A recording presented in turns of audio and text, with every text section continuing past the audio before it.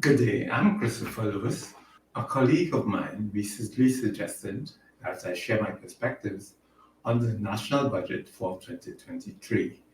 I took a broader approach as to basically what does the budget represent, how could it be enhanced, how could more value be extracted for the citizenry as a template for the future budgets. And that is my approach, and I hope you appreciate it. About myself, of course, I'm not an economist, but I have several years' experience in the business field in several sectors, and I hope that experience will be of value to you as we go through the discussion. So, what is a national budget? It's basically an income and expenditure statement. It shows the source of funds that the government expects for the next fiscal and how the funds will be used. And at the end of it all, there will either be a balanced budget or, as in our case, a deficit, which means that the level of expenditure is higher than the expected funds for the fiscal year ahead. A key thing to note is, of course, budgets are based on assumptions, reasonable assumptions based on prior experience, economic indicators, and so forth. But these assumptions may not hold over the course of 12 months for the next fiscal year. So bear that in mind. The price of gas, the price of oil, the level of taxation revenue collected, all of these and other factors are subject to change over the course of a year. And that will have an impact on the final figures that are available in terms of sources of revenue and in terms of the level of expenditure that can be expected. Another point to note is that expenditure and performance are not two sides of an equation. While there is expected performance based on a certain level of expenditure, it does not necessarily follow that you will achieve the level of performance that you anticipate for the level of expenditure. So a key question would be, what will be the variance between planned performance and actual performance?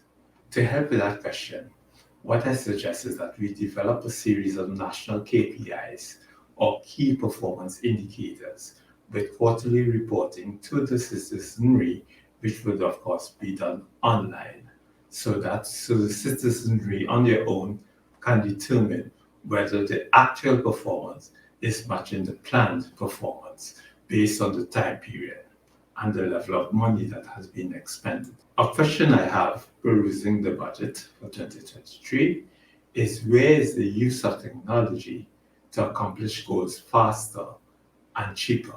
Here I'm referring to the re-engineering of tasks and processes. Do we have the same tasks and processes and we simply spend money to accomplish our goals?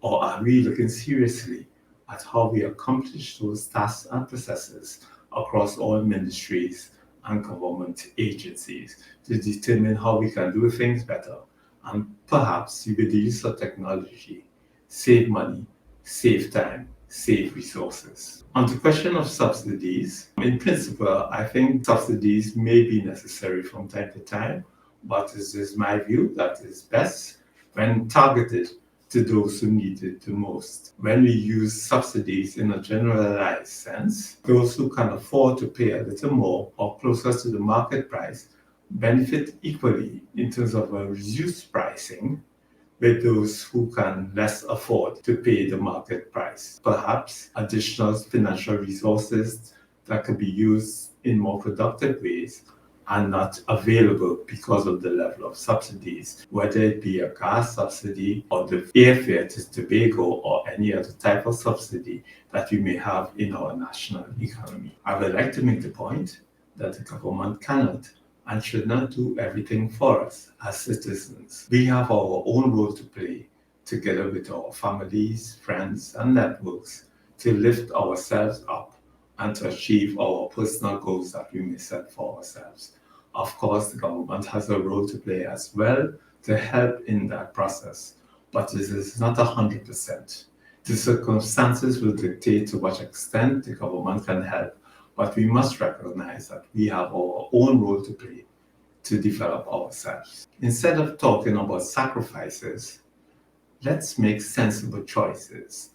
Faced, for example, with higher costs, what are the alternatives If the price of flour, for example, has risen, what can we use to substitute in our diets instead of flour? Similarly, if the price of fuel has gone up, what are the alternatives that we can use in those circumstances? So life is about making choices. Sometimes they're difficult choices, but choices still have to be made. What we should not do is continue as if nothing has changed. What we would find is that we are going deeper and deeper into a hole, and let us all strive for real financial independence. To conclude, I would love to see quarterly performance targets for the new fiscal year. And to support that, we would love to see key performance indicators reported online on a quarterly basis. It would be good or useful if we had direct comparisons of expenditure and return on investments.